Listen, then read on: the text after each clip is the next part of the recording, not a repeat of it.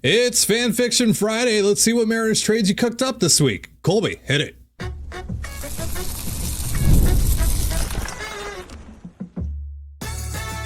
You are Locked On Mariners, your daily Seattle Mariners podcast. Part of the Locked On Podcast Network, your team every day. Ahoy, sailors. It is Friday, November 15th, 2024. This is Tying Gonzalez and Colby Vatnode for the Locked On Mariners podcast, part of the Locked On Podcast Network, your team every day. It's Fan Fiction Friday. We'll be reading and grading your Mariners trade ideas on the 20/80 scale based on things like creativity, uniqueness, and of course, viability. But before we do that, shout out to our title sponsor today, FanDuel. New customers can place a $5 bet and you'll get started with $150 in bonus bets if you win your first $5 bet. Visit FanDuel.com to get started. And if you want to hear from me and Colby even more and help support the show, check out our Patreon.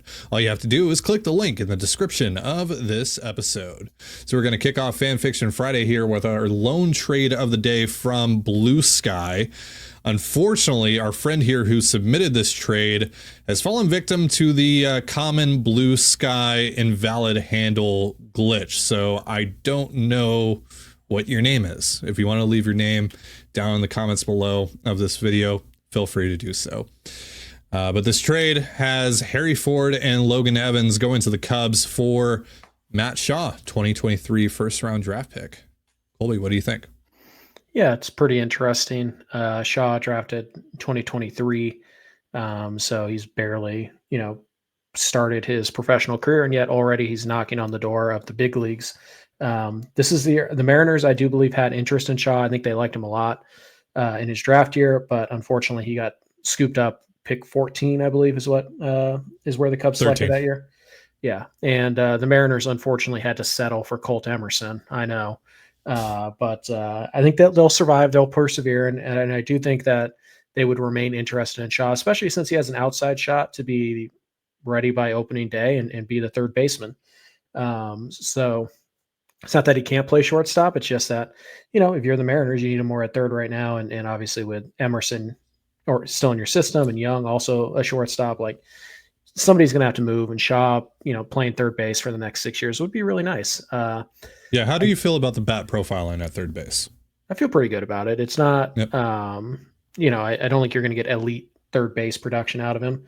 I mean, he hit 21 homers this year. He Yeah. slugged 534 in AAA in 35 games. He slugged 468 in AA. Yeah, you're probably going to get above average defense at third base as well, and he's a good athlete. And you get him for 6 years, so it's not like the power will never grow. I mean, if he settles in at 20 home runs, that's acceptable at third base. That's more than you got this year. Certainly, that's pretty solid at third base, and it's such a shallow position.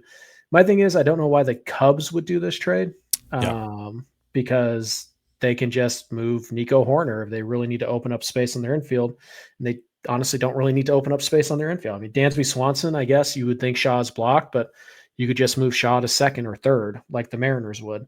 So I don't know why the Cubs would do this.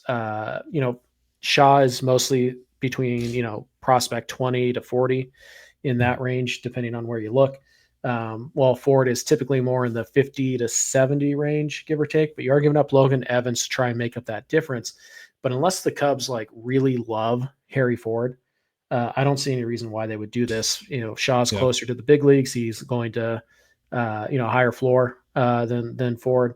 And so unless they really think Ford is like a great catcher, and they think Logan Evans could be like a, number 4 starter as soon as this year, I don't really see why the Cubs would pull the trigger on this. And if they wanted Harry Ford and they wanted Logan Evans, why wouldn't they just dangle one of their veterans like Isaac Paredes or Nico Horner, to make the room for Shaw? So I don't think that Shaw is actually blocked. I think there are other levers the Cubs could pull. And I think the Mariners should be interested in those levers if they do pull. If they're trying to move Paredes or they're trying to move Horner to make room for Shaw, the Mariners should pay attention to those markets as well. But I just don't see why the Cubs would actually go ahead and pull the trigger on this deal. Yeah, they could play Paredes at first and then DH Bush and then play Shaw at third or what have you, right? Yeah. I think Shaw's the better prospect than Ford, and I don't think Evans is good enough to make up the difference. So I just don't see the Cubs doing this. Yeah. Interesting thought, though. Yeah. The Mariners are going to have to get creative at one of the spots. At least we know that. And so it's either playing a guy out of position or maybe acquiring a guy who hasn't made his debut and betting on him. Like, they're going to have to make a bet on somebody at one of their 3 infield spots. And unfortunately, they're also going to making a bet on JP Crawford. So it's not where you want to be, but unfortunately, when you're working with a limited budget, the Mariners should be open to taking a shot like this. I just don't think that Shaw is a guy who's going to be one that you can take a shot on. Yeah. I'll split the difference here between a 45 and a 50. So I'll call it a 47.5. It's unique. I just don't think the Cubs do it. So I don't think there's a lot of viability there. So yeah. If they would do it, I would do it in a heartbeat. So I don't think it's an overpay, but that's part of the problem, right? So I'll say 45. Like, it's pretty solid. It is definitely a conversation worth having, but I think ultimately the two sides just don't line up that well on a prospect for prospect swap. Again, Horner, Paredes, they become available. Yeah, the Mariners should be very interested in those guys as well. Next trade here comes from Mark. Yandy Diaz and Pete Fairbanks from the Rays for Gregory Santos, Ty Pete, Logan Evans, and Harry Ford. It's quite a lot to give up. For 2 guys that might only be here for 2025? Yeah. There's club options. I think both have club options for 1 more year. But, Jorge Polanco had a club option we all kind of thought was probably going to get picked up, and it didn't. And so Yandy is an older player. He's a first base DH only. Fairbanks is just a reliever. So if he's not a great reliever, you might not want to spend the $6 million or whatever it is to bring him back. Now Fairbanks is a really good reliever though. And he is definitely a high leverage arm that we at least have been wanting to add to this bullpen. And Diaz would solve either your first base or your DH problem. He's a good hitter overall, more average in doubles than home runs and power, but that's the trade-off you make. And so it's an interesting tandem to go after. And I do think that your offer is on the aggressive side, but I think it probably is going to have to be a little bit aggressive, because we know that Diaz, apparently the Rays were asking for more than they got for Randy Arozarena for Diaz. And there was at least 4 suitors at the end of the day. Now the Rays ultimately didn't trade him. So clearly the rest of baseball disagreed with their valuation of Diaz. How much of that has changed in the last few months? I don't know. Tough to say, right? But you do get him for 1 less pennant race than you did if you got him in July. Fairbanks, again, relievers, especially high leverage ones who are making below market value. They're expensive. But if you're including Santos in this deal, so the Rays are getting a potential high leverage reliever who is making the league minimum. And in this deal, I think they're clearing about $15 million in payroll, give or take.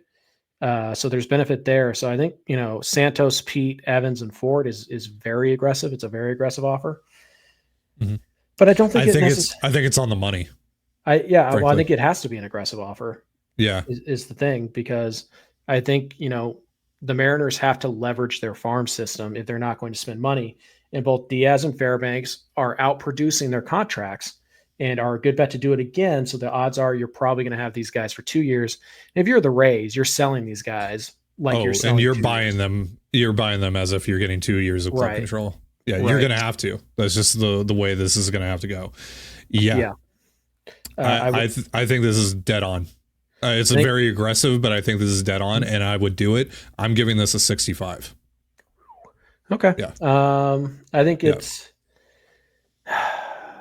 I would personally go check and see, like, hey, what's Josh Naylor going to cost me? Right. Sure. Like Diaz is just like not my favorite guy to shoot your shot on, essentially, because that's what this is. This is the biggest trade you make all winter, almost certainly. And so I would prefer to take that shot on like a Naylor type, or I would look elsewhere first. But if we circle back in January and this is what I can do, and this is the best player I can get for, what I'm willing to spend, then this is totally in the ballpark. So yeah, I'll give it a 55. I think it's totally realistic. And I think it's the right amount of aggressive. And if they made a trade like this, totally understand. It would sting a little bit because I love Ty Pete and I love Harry Ford. But that's what you have to do. It's the cost of doing. If you're not going to spend money, you have to make trades that sting like this. And you have to do it pretty much every offseason if you want to maintain your competitive window. That's not even a 60 for you, though? No. Damn. All right. No stingy. All right. Mm-hmm. We got more trades to go over here in just a moment, but first, a reminder, this episode of the Locked On Mariners podcast is brought to you by SelectQuote. The World Series, the Super Bowl, the Olympics. The world's top athletes get to play in these top-level sporting events thanks to one thing, teamwork. And teamwork can also protect your financial legacy and your family's future. SelectQuote's licensed insurance agents are the perfect teammates when shopping for customized, affordable life insurance. They can find you the right policy to keep your financial legacy safely in your family's end zone. SelectQuote is one of America's leading insurance brokers with nearly 40 years of experience, helping over 2 million customers find over $700 billion in coverage since 1985. Other life insurance brokers offer impersonal, one-size-fits-all policies that may cost you more and cover you less, while SelectQuote's licensed insurance agents work for you to tailor a life insurance policy for your individual needs in as little as 15 minutes. SelectQuote. They shop, you save. Get the right life insurance for you for less at selectquote.com/lockedon. Go to selectquote.com/LOCKEDON today to get started. That's selectquote.com/lockedon. And you're listening to the Locked On Mariners podcast. It is Fan Fiction Friday. We are reading and grading your Mariners trade ideas. And we got this one from Doug. It's very simple. Funny enough, this comes from Doug Montgomery, and he wants to trade for Jordan Montgomery. Are we sure he doesn't want the Mariners to trade for him? I don't know. Yeah, he doesn't actually say Jordan Montgomery here. He just says Haniger for Montgomery. Should we assume this is like if you trade Luis Castillo? Yeah. I think that's the only way this is even like entering the conversation, right? Yeah. Because you're not doing a 6-man rotation for the sake of Jordan Montgomery. No, I mean you're also not adding $5 million or $7 million, depending on what Haniger's actual number is this year. Yeah, yeah. You're also not adding that. It's it's $5 million because he's making 22.5 and Haniger's making 17.5. We settled on 17 because we saw a lot of reports earlier that said 15.5. That's like the 15.5 is like the cash or whatever, but the overall I don't know. There's like a $2 million tax number is 15.5, or there's like a $2 million bonus or something. I don't know. Whatever. Okay. Well, it's confusing. So it might be 7, it might be 5. Who whatever. knows? Either way, it's a significant chunk of change, and the Mariners aren't doing that for Jordan Montgomery. But yeah, like if the Mariners traded Castillo and hypothetically they didn't get a major league starter back, would Jordan Montgomery be of interest to me? Yeah, I think he's better than he was for Arizona last year. Hard to be much worse, but I think he's better. Like, I think that's pretty clear. It'd be nice to have a lefty in the rotation to kind of mix up with all the righties that you have. It's pretty low risk. I mean, Montgomery is a short-term deal. So, I think the one thing you have to be careful with here, though, is that we see people throw Haniger in a lot of deals to try and get rid of the money, and it's too easy, right? Like you just can't be like, oh, well, yeah, just throw Haniger in that trade and do it that way. Like, no, teams don't want bad contracts. The Mariners are not the only team that wants to unload bad contracts. It's one of the reasons why Jordan Montgomery's available at all is because it's a bad contract because that relationship went south in a hurry and he didn't perform this year. So they went out. So and then it's their interesting. Owner literally threw him under the bus. Right. So basically what this trade is, again, we're assuming that Luis Castillo has been traded. Do you want to trade $6 million for Jordan Montgomery? That's really what it is. Haniger has no value to you as he played last year. Do you want to trade? And if you're the Mariners, I would say yes.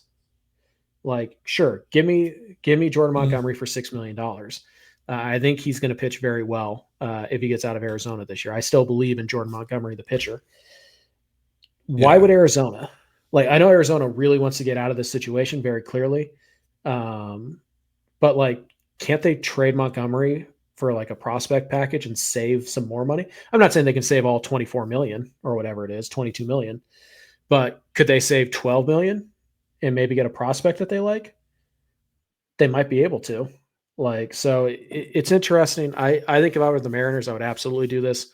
If I were Arizona, I'd consider it, right? It really depends on what else is out there for Montgomery and how much is the primary goal to save money on Montgomery's contract, or is it to save money and get something that might actually help? Because Haniger, ultimately, not that much value to the Diamondbacks. So no. Yeah, it's an interesting trade. Again, if we assume that Castillo's been traded, I think it makes a lot of sense for Seattle. I think it could make sense for Arizona, depending on what the market for Montgomery looks like in the trade discussions. Yeah, it's fine. Because again, the way that you framed it, like basically, trading $6 million or $5 million or $7 million, whatever it is, right, for Jordan Montgomery after a hypothetical Luis Castillo trade. You've probably cleared at least that much in the Castillo trade, probably. For a. Ideally, you've cleared most of Castillo. Unless you got a big leaguer back. Right. Yeah. But yeah, you're going to have to reinvest some of that back into starting pitching, like we've talked about. And for a pitcher of the caliber that Montgomery can be, wasn't this year, but can be, and we've seen that multiple times, you're not going to do much better. Right. So, because like when we were doing our trade Luis Castillo plans on the Patreon, my idea was to go trade for 1 year of Aaron Savale, and that was like $8 million, I think, $7 million. So Montgomery is better than Savale. Right. At least he can be. So yeah, so I would do that for sure. I don't know if the Diamondbacks would do it, again, because maybe they have an opportunity, an avenue to shed more of the payroll. But if they're desperate, if they're just really, really desperate to get him out of there, then yeah. So I'll give it a 50. Yeah, I think it's like a possibility, but there are so many things that have to go like there's a very small like needle that you're trying to thread to make this trade realistic at all. And so because of that, I'd probably go 45. But if you thread that needle, then yeah, I think this is a deal that makes sense for both sides to some extent, certainly. Sure. So yeah, 45, 50, somewhere in that range. Next trade here comes from Ross. It's another Mitch Haniger trade, along with Johnny Farmello to the Twins for Byron Buxton. That's a name I haven't heard in a while. Byron Buxton. All right. Well, I mean, when he's healthy, Byron Buxton is a lot of fun. But he is. The key word there is when. Yeah, exactly. Right. I don't know that he ever has been. Now, I love Byron Buxton. Like when he plays, he's one of my favorite players in baseball. Freaky athletic, one of the fastest guys in baseball still.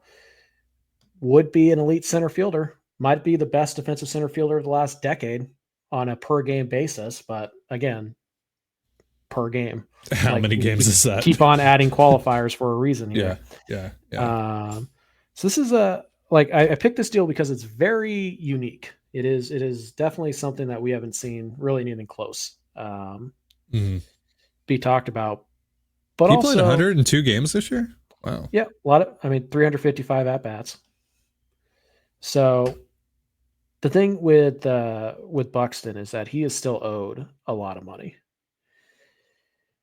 And if he is a part-time DH, it's not even just the money, it's the years for me. Right. Like I have to be tied to that contract through 2028. Right. It's 4 more years and it's going to be about $60 million. And there's like it says here, there's up to $11 million in each of those years in performance incentives and award bonuses. Apparently he also has a full no trade clause. Right. So at minimum, it's 4 and 60.6, give or take, left on Buxton. That's age 31 through 34 for a guy who, he plays 100 games and we're like, oh, wow, he stayed healthy this year. Like, that's a big red flag, but it's also. Yeah, here's the games played by year for him. 46, 92, 140, 28, 87, 39, 61, 92, 85, 102. Yeah, Since so 2015. He hasn't played in more than 103 games since 2017. Yeah. He's not playing much center field anymore because of the injuries. No, he's going to be 31 years old next month. Yeah. Even though this gets me out of the Haniger contract, I mean, I'm out because it also cost me Johnny Farmelo. And that's still. the thing is that it's like, okay, well, am I so desperate to get out of 1 year of a bad contract that I'm going to give up like a near elite prospect, a guy with that potential, to take be on tied to 4 years and $60 million of a guy that is maybe going to give me 80 games a year? If you do get like one healthy season out of Buxton in the next 4, and by healthy I mean like he plays 115 games, 120 games. Yeah. If you get that, he's probably going to put up 5 wins. Yeah. But he was really good this year when he played. Yeah, he's 142 WRC plus, 279, 335, 524, 18 homers, and just he was a 4-win player in 102 games. Yeah, just 388 plate appearances. Like that's like 50% of a 55, 60% of a season. Like he's still a very good player and he's still a very explosive athlete, but he can't play center field all that often. I guess I don't need him to. So that's the good news. But again, it's like, do you really want to trade $17 million of a sunk contract for what could potentially be $60 million in a sunk contract and give up Johnny Farmelo on top of it? No, I don't. If this was just Haniger for Buxton straight up, like the Twins get out of some long-term, like they lose some long-term money, that would be interesting. It'd still be a big risk for Seattle. Or like Haniger and a lower tier prospect. Right, because I don't think the Twins would trade Buxton for Haniger. Right. In a vacuum, even though they would be saving $45 million over the next 3 years. A team that is pretty much already said we're tapped out.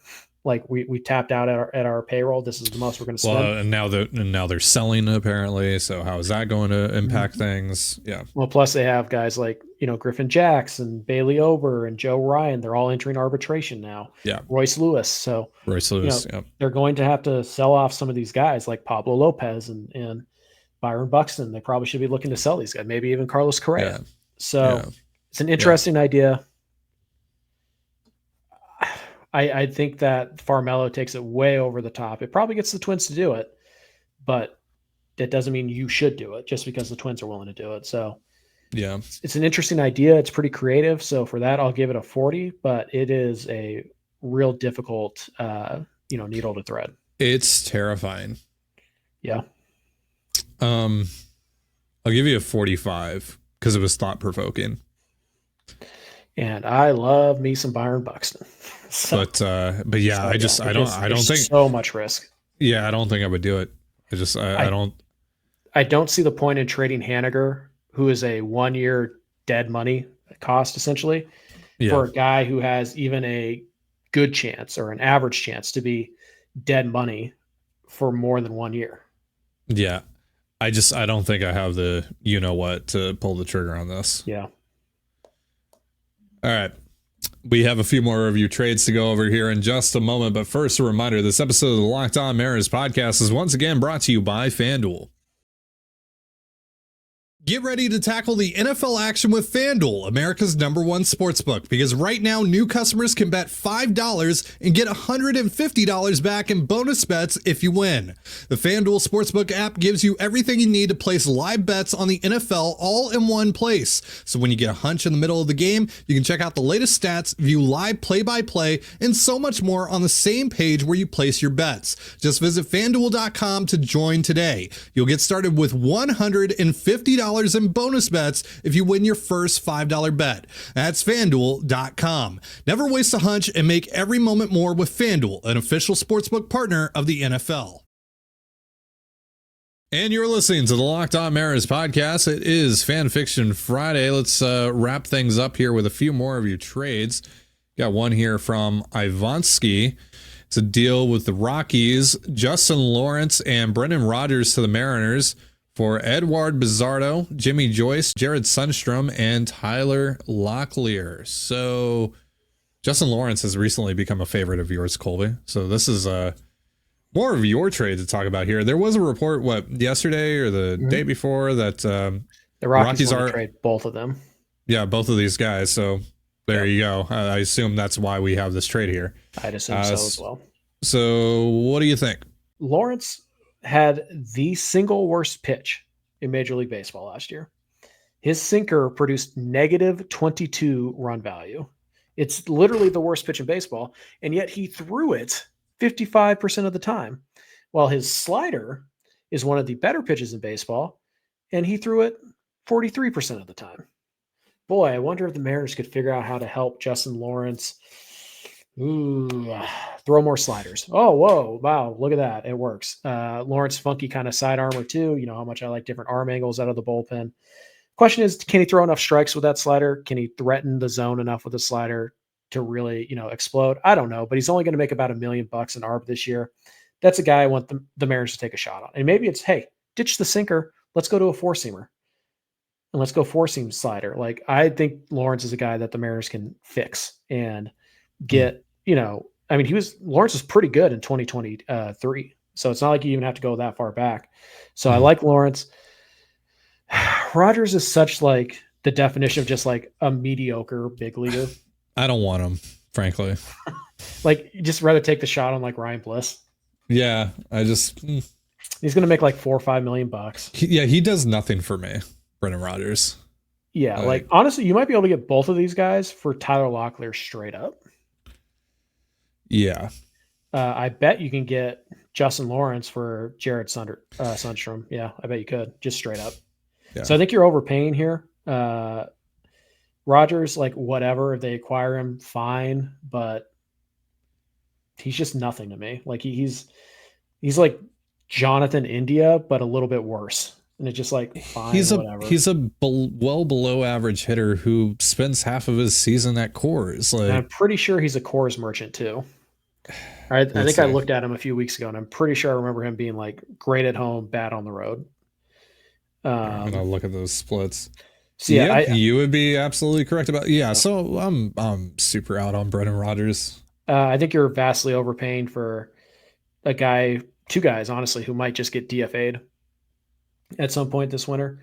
And because we know that the Rockies are trying to shed payroll, they're not going to get a ton for Rodgers anyways.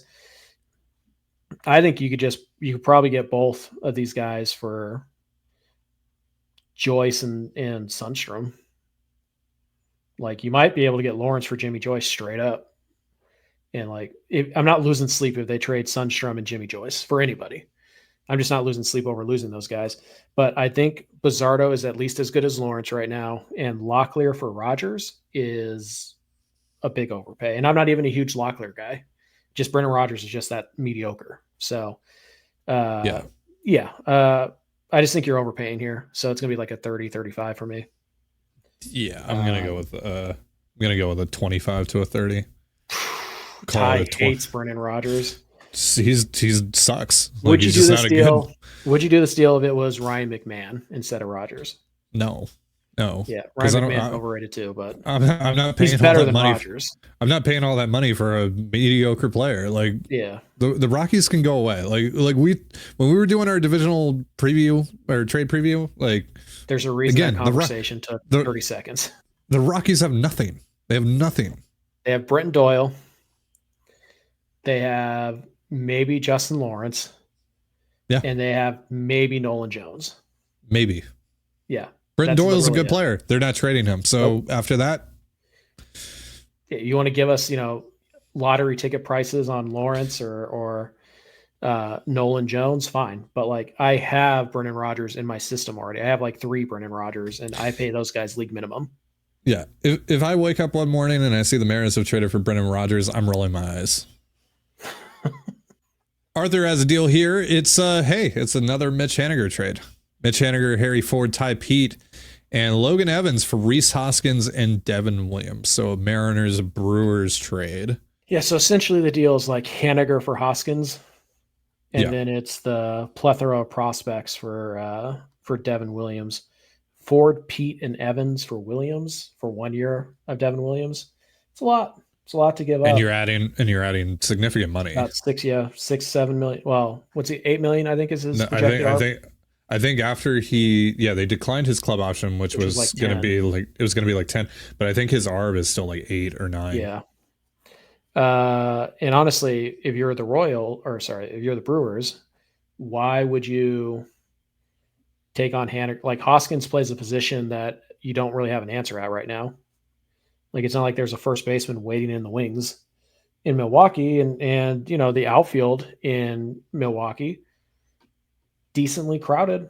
I mean, don't they have a Tyler Black or whatever? Yeah, but Black can play third. Like they're not desperate. It'll be interesting to see like what they do at shortstop, since they're definitely going to lose Adames. But they don't really have like Rhys Hoskins. The money's the same. Hoskins is still more productive than Haniger, and he's just a better fit for their roster. So you probably have to add something to Haniger to get to get Hoskins. So maybe you look at this as Haniger and like Evans for Hoskins. Mm. I don't know if Hoskins is any better than Luke Raley. He did not have a good year this year, so not sure why I would do that. And then it's Ford and Pete for Devin Williams. Probably costs more than that. So yeah, it just feels like we're like a player short here. But also I'm not quite sure how the Mariners would view Devin Williams and how the Royals, how the Brewers, Rhys Hoskins needs to be a Royal apparently, how the Brewers would, to be fair, he does kind of feel like a Royal. He does. Yeah. I mean, it's so I'll say 45. I don't think it's bad. I just think it's, I'm going to go 40. Yeah. Like I think it's in that range. Like it's not bad, but it just feels everything about it just feels a little bit off. Yeah. So yeah. I'll go 40, 45. Last trade of the day comes from Quinn. Luis Castillo to the Mets for Ryan Clifford, Jonah Tong, and Jesus Baez. Mm-hmm. So a pure prospect package for Castillo. Nothing about the money here. So I assume they're taking on all the money. Right. Which I think is baked into the trade cost here, that, the Mariners are only getting prospects and they're not getting elite prospects because the Mets are taking on the entire contract. Mm-hmm. Like, I think that's why. Now, do I think the Mariners want a prospect-only package for Luis Castillo? No, I think they want a major leaguer for Luis Castillo. But if somebody's going to take all of the money off their hands, they might be more inclined to take a prospect package. I'm not sure if this is it, but there are some interesting guys here. Clifford's more of a power over hit tool guy, but there's real power here. Left-handed hitter, can play first base, can play in the outfield a little bit. He's a corner guy. Interesting bat. I don't think he's a good enough headliner for me to move Castillo. Now, if I have Sasaki and this is the best I can get, maybe I'd probably still roll with a 6-man if this is the best I could get, but it's in the ballpark. Clifford's probably a top 10 prospect if he comes over to the Mariners system. He's in that range. Tong is interesting. He's got really good stuff, but he's on the smaller side. There's not much projectability left, and he's struggling to throw strikes. 47 walks, I believe, in like 100 innings. Like that's not exactly Marinery, right? They don't like guys who don't throw strikes at a very high level. But again, the stuff is really good, but he's on the smaller side. I think he's 6 foot, like 180, and there's not much room left for projection. So there's a real shot that he's a bullpen guy, which I mean is fine. Like he's a good prospect. Like he's a good prospect. And he's striking out a ton of dudes. Yeah, like the stuff is very good. It's a really good fastball, good curveball. Like it's a very interesting guy, but it's like 40 command, 45 control. Not guys the Mariners typically go after. And then Baez is just a really toolsy, 19-year-old shortstop who's playing in high A right now. So he's not a bad prospect. All these guys are top 30 in the Mariners system. Clifford might be top 10. Tong's probably top 15-ish, give or take. And, Baez is probably 20 to 25. Like they're good, solid prospects. Mm-hmm. Are they enough for Luis Castillo? Even if you're shedding that entire money, the entire contract? For me, no. But again, like if the Mariners made this deal, I would look at it and I'd be like, okay, I want a major leaguer. But if they can't get it, and they're going to go with this is more bulk than it is upside, but maybe that's okay because like if you told me like the Mariners could either have Jet Williams or they could have Clifford and Tong, I might take the duo. I might take some bulk in this case because I get 2 shots at an impact player. So Sure. It's interesting. I don't think it's what the Mariners are looking for if they do trade Luis Castillo. Yeah. And I don't think that like adding like, oh, well, if they want a big leaguer, like just give them Jeff McNeil. Like, no, they want a good big leaguer. So I just don't think the Mariners are going to be looking for something like this. But in the right set of circumstances, it's interesting. Like it's in the range. I think if you replace Clifford with like Jet Williams, the Mariners would seriously consider this, or Sprode, or somebody like maybe even Drew Gilbert. Like I think the Mariners would consider this if the headliner was a little bit better. But I think ultimately what the Mariners really want, if they're going to trade Luis Castillo, even if it means not saving all of that money, is a big league productive player. Yeah, I mean, there's a ton of different avenues you can go down after this trade that makes the trade a bit more palatable. Now, we can't really take that into account here, right, when it comes to just grading the trade. But yeah, I mean, like, depends on what you do with the money, and maybe you flip a couple of these guys that you get and all that stuff, right?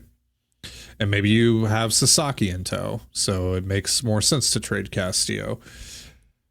But yeah, you pretty much summed up my thoughts on this.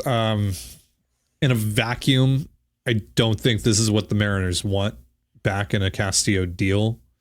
You know, I think they're trying to repurpose that money, and it doesn't necessarily mean that they're repurposing it in free agency. Maybe they're repurposing it for an offensive player that they're getting back in a Castillo deal, right? So I just don't think this accomplishes what the ultimate goal is with trading Luis Castillo. So right. I think in general,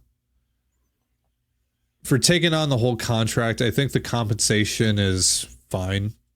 So I'll give you a 50. So like in a vacuum, I think the trade is like a 50. But for, all the circumstances that come into play here, right, it's probably more like a 40. But yeah. Yeah, I'll split the difference. I'll say 45. It's just not quite enticing enough for the Mariners unless they have real plans to do something with that money, or if they're acquiring a player that they are planning to, flip for another player. And we just, it's possible that they make a trade like this, and you go, and then like 3 weeks later, they use one of the prospects they get and they go land a good bat who's making $16 million. And you're like, oh, okay. So really it's the $16 million bat and these 2 prospects for Castillo. So yeah, but we just don't have the benefit of that. So yeah, it's solid. I say it's solid, but I don't think it's what the Mariners would want to do. Yeah. All right, well, that's going to do it for our show. Thank you all for all of your trades, and thank you for joining us for another week of Locked On Mariners. For Colby Patnode, I'm Ty Gonzalez. Be sure to give us a follow on Twitter at LO_Mariners. You can follow me at Ty Gonzalez and Colby at CPAT11. That's CPAT11. We're also on Blue Sky. You can follow me at TDG, Colby at MLB Colby, and the show at Locked On Mariners. Have yourself a beautiful baseball day, and we'll see you next time. Peace.